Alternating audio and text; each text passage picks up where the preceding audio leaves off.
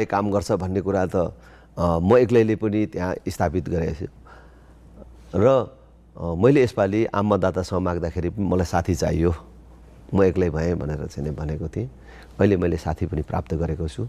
राष्ट्रिय प्रजातन्त्र पार्टीले फरक ढङ्गले यसपालि चाहिँ काम गर्छ र सैद्धान्तिक रूपमा हैन, अब त्यो व्यावहारिक रूपमा त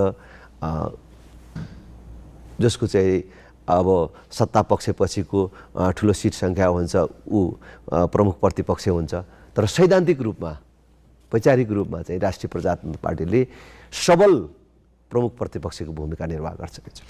संसदमा झट्ट हेर्दाखेरि चाहिँ जसरी एक उमेरले अलि वयोवृद्ध भनौँ न त्यो तहको नेतादेखि भर्खरका युवाहरू पनि हुनुहुन्छ। तपाईँ बिचको पुस्ताकोले नेतृत्व गरिरहनु परेको छ, कतिको चुनौती छ? 30 वर्षे ज्ञानेन्द्र साईदेखि पार्टीमा छोटो एउटा अब 30 वर्षदेखि मुनिको पनि आइसकेँ मसँग, त्योभन्दा तलकादेखि त्योभन्दा माथि जसरी पशुपति शमशेर 81 वर्षको पशुपति शमशेर त्यो संयोजन गरेर जाने चुनौतीहरू चाहिँ कतिको देख्नु भएको छ? त्यो झट्ट हेर्दाखेरि चुनौतीपूर्ण जस्तो र कतिले देख्दाखेरि कसरी चाहिँ नि यो मिलाउँछ भन्ने जस्तो लाग्छ। तर त्यसैमा मैले चाहिँ नि इन्जोय गरिरहेको छु, आनन्द गरिरहेको छु। त्यो नै त्यसैमा मैले आनन्द लिइरहेको छु कि त्यो संयोजन गर्नुको एउटा मजा मैले लिइरहेको छु।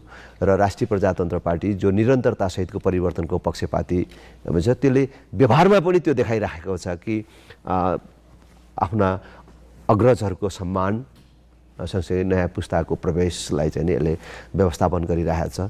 त्यसमा चाहिँ कहिलेकाहीँ भ्रमहरू सिर्जना हुन्छ।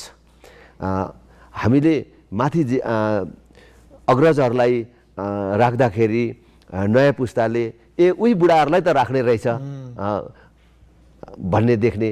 कहिलेकाहीँ चाहिँ नि हामीले त्यो नयाँ पुस्ता 27 वर्षको 30 वर्षको मानिसहरूलाई चाहिँ नि अगाडि बढाउँदाखेरि यो केटाकेटीहरूलाई ल्याएर चाहिँ नि हाम्रो नेता बनाइदियो, हामीसँग मिसाएर राखिदियो भन्ने जस्ता यस्ता कहिलेकाहीँ दुविधाहरू भ्रमहरू चाहिँ नि उत्पन्न हुन्छन्।